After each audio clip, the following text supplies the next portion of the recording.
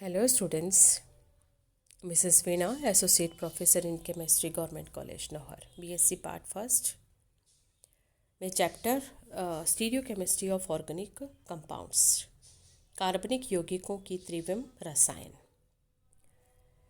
इस चैप्टर में आज की इस क्लास में हम कंसेप्ट ऑफ आइसोमेरिज्म के अलावा टाइप्स ऑफ आइसोमेरिज्म यानी क्लासिफिकेशन ऑफ आइसोमेरिज्म में विशेष रूप से स्ट्रक्चरल आइसोमेरिज्म के रूप में प्रकार के बारे में विस्तृत रूप से अध्ययन करेंगे। कंसेप्ट ऑफ आइसोमेरिज्म यानी आइसोमेरिज्म क्या होता है? अगर इसको हम परिभाषा के रूप में देखें तो वे यौगिक जिनके अणुसूत्र समान हों परंतु उनकी आणविक संरचना में अंतर हो, अर्थात जिनके भौतिक व रासायनिक गुणों में भिन्नता होती है, वो समावयव कहलाते हैं तथा ये फिनोमिना या ये परिघटना समावयवता कहलाती है।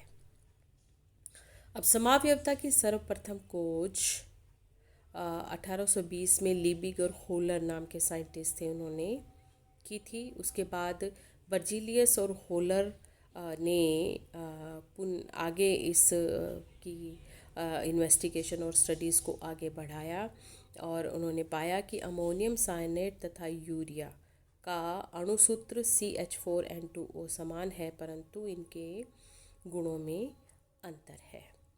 गे लुसाक ने तब सुझाव दिया कि सभी यौगिकों में तत्वों के जुड़ने का तरीका समान नहीं होता बल्कि अलग अलग होता है। जैसे एक एग्जाम्पल आप देख रहे हैं, अणुसूत्र है C2H6O। अब ये दो अलग अलग प्रकार की संरचना दर्शाता है। एक है CH3CH2OH एथिल अल्कोहल, दूसरा CH3O CH3 डाइमिथाइल ईथर। अब इन दोनों ही यौगिकों में क्रियात्मक समूहों में भी भिन्नता है, इनके भौतिक और रासायनिक गुणों में भी भिन्नता है।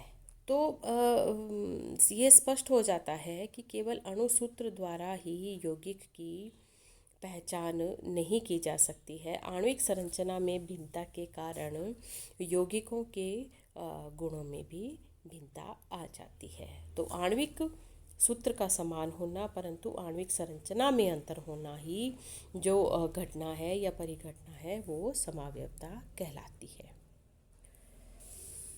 क्लासिफिकेशन ऑफ आइसोमेरिज्म, तो अणु की संरचना और सममिति के आधार पर दो मेजर कैटेगरीज में इनको डिवाइड किया गया है। पहली है संरचनात्मक समावयवता स्ट्रक्चरल आइसोमेरिज्म, दूसरी है त्रिविम समावयवता स्टीरियो आइसोमेरिज्म। अब इन दोनों में बेसिक डिफरेंस है।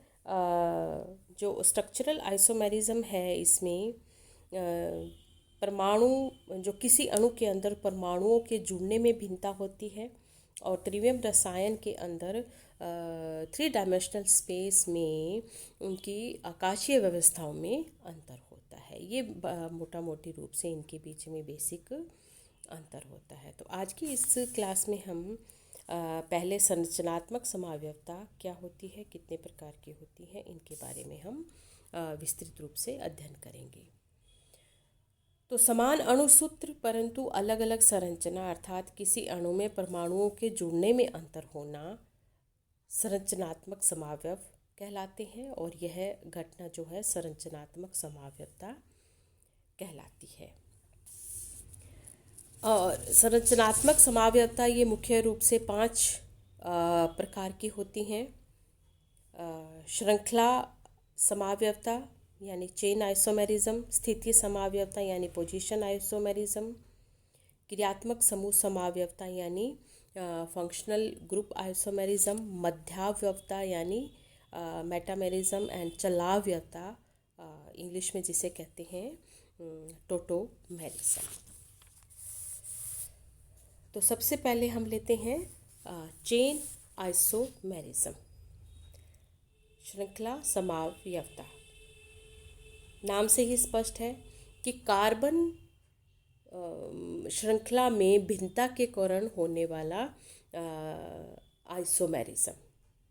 तो दो तरह के इसमें कोई भी हाइड्रोकार्बन चेन होती है वो दो तरह से प्रदर्शित की जाती है, जिसको हम कहते हैं शाखित और अशाखित, शाखित श्रृंखला और अशाखित श्रृंखला। तो दो प्रकार की होती हैं। जैसे आणविक सूत्र C4H10 में आप देख रहे हैं N butane and isobutane. C5H12 में n pentane, isopentane and neopentane, यानी तीन जो है इसके अंदर समावयव बनते हैं। सेकंड है पोजिशनल आइसोमेरिज्म, यानी स्थिति समावयवता। इस प्रकार की समावयवता बेसिक रूप से बेसिकली अनसैचुरेटेड हाइड्रोकार्बन्स में पाई जाती है, यानी जहाँ डबल बॉन्ड या ट्रिपल बॉन्ड की उपस्थिति हो, या उनके अंदर किसी प्रकार के क्रियात्मक समूह की उपस्थिति हो, या प्रतिस्थापी जो समूह हैं उनके स्थान में भी कोई किसी प्रकार की भिन्नता हो। इनके कारण जो है इस प्रकार की समावयवता पाई जाती है। एग्जाम्पल आप देख रहे हैं, अणुसूत्र है C4H8, दो समावयव 1 ब्यूटीन एंड 2 ब्यूटीन। C4H6 में दो समावयव 1 ब्यूटाइन एंड 2 ब्यूटाइन। इनमें आप देख रहे हैं कि त्रिबंध और जो द्विबंध है इनकी स्थिति में परिवर्तन आता है। थर्ड है फंक्शनल ग्रुप आइसोमेरिज्म, क्रियात्मक समूह समावयवता। यह समावयवता मुख्य रूप से भिन्न भिन्न क्रियात्मक समूह उपस्थित होने के कारण होती है, और इस प्रकार समावयवी विभिन्न सजातीय श्रेणियों के सदस्य होते हैं। हाइड्रोकार्बन्स में एल्कीन के क्रियात्मक समूह समावयवी होते हैं साइक्लोएल्केन्स, तथा एल्काइन के क्रियात्मक समावयवी होते हैं एल्केडाइन्स या साइक्लोएल्कीन्स। इन्हें रिंग चेन आइसोमेरिज्म भी कहते हैं। इसी प्रकार से और एग्जाम्पल हम देखें तो ईथर के फंक्शनल ग्रुप आइसोमर्स होते हैं अल्कोहल, एल्डिहाइड के कीटोन्स तथा असंतृप्त अल्कोहल या ईथर, तथा कार्बोक्सिलिक एसिड्स के फंक्शनल ग्रुप आइसोमर्स होते हैं एस्टर्स या हाइड्रोक्सी कार्बोनिल यौगिक। इसके अतिरिक्त प्राइमरी, सेकेंडरी और टर्शरी एमीन भी आपस में एक दूसरे के फंक्शनल ग्रुप आइसोमर्स होते हैं। जैसे आप एग्जांपल आप देख रहे हैं C4H8 में 1 ब्यूटीन, साइक्लोब्यूटेन, ये एक दूसरे के समावयव हैं। इसी प्रकार से C4H6 में 1 ब्यूटाइन, 1,3 ब्यूटाडाइन एंड साइक्लोब्यूटेन समावयव हैं। C2H6O में एथेनॉल और डाइमिथाइल ईथर एक दूसरे के क्रियात्मक समूह समावयव हैं। एथेनॉल में OH क्रियात्मक समूह है, जबकि ईथर में ROR। C3H6O में आप देखें तो प्रोपेनॉल और प्रोपेनॉन एक दूसरे के क्रियात्मक समूह समावयव हैं। नेक्स्ट संरचनात्मक समावयवता का प्रकार है वो है मेटामेरिज्म, यानी मध्यावयवता। ये भी अपने आप में बहुत ही महत्वपूर्ण एक समावयवता है, जिसमें समान अणु सूत्र है परंतु मुख्य क्रियात्मक समूह जैसे हो सकता है ईथर्स या थायो ईथर्स NH या CO समूह है के दोनों ओर कार्बन परमाणु संख्या या एल्काइल ग्रुप्स के जुड़ने में भिन्नता पाई जाती है, यानी उन दोनों तरफ नंबर ऑफ कार्बन एटम्स या उनका जो एनवायरनमेंट है, मुख्य क्रियात्मक समूह के दोनों तरफ का जो एनवायरनमेंट है वह भिन्न भिन्न प्रकार का होता है। तो इस प्रकार से यह कहलाती है, क्योंकि जो क्रियात्मक समूह है वो मध्य में उपस्थित है, इसलिए इसे नाम दिया गया है मध्यावयवता। जैसे एक एग्जाम्पल आप यहाँ देखें, C4H10O, इसमें इथोक्सी एथेन मेटामर होता है 1 मिथॉक्सी प्रोपेन और 2 मिथॉक्सी प्रोपेन का। इसी प्रकार से C4H11N में di ethyl amine, methyl n propyl amine या आइसोप्रोपाइल मिथाइल एमीन का मध्यावयव है या मध्यावयवता का प्रदर्शन करता है। अंतिम जो प्रकार है, क्लास है, वो है टोटोमेरिज्म यानी चलावयवता। यह भी एक विशेष और बहुत ही महत्वपूर्ण संरचनात्मक समावयवता का प्रकार है। यह एक विशेष प्रकार की क्रियात्मक समूह समावयवता है जिसमें एक परमाणु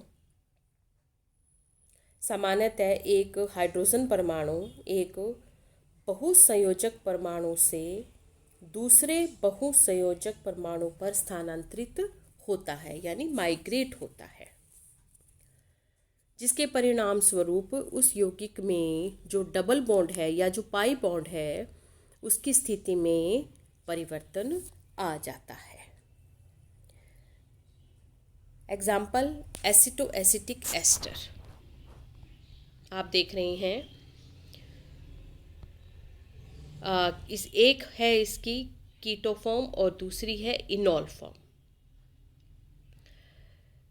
जो दो carbon C double bond O समूह है उसमें से एक C double bond O COH में कन्वर्ट हो जाता है, यानी एक कीटो फॉर्म है दूसरे इनॉल फॉर्म है। इसीलिए इस टोटोमेरिज्म को कीटो इनॉल टोटोमेरिज्म या कीटो इनॉल आइसोमेरिज्म के नाम से भी इन्हें जाना जाता है, जिसमें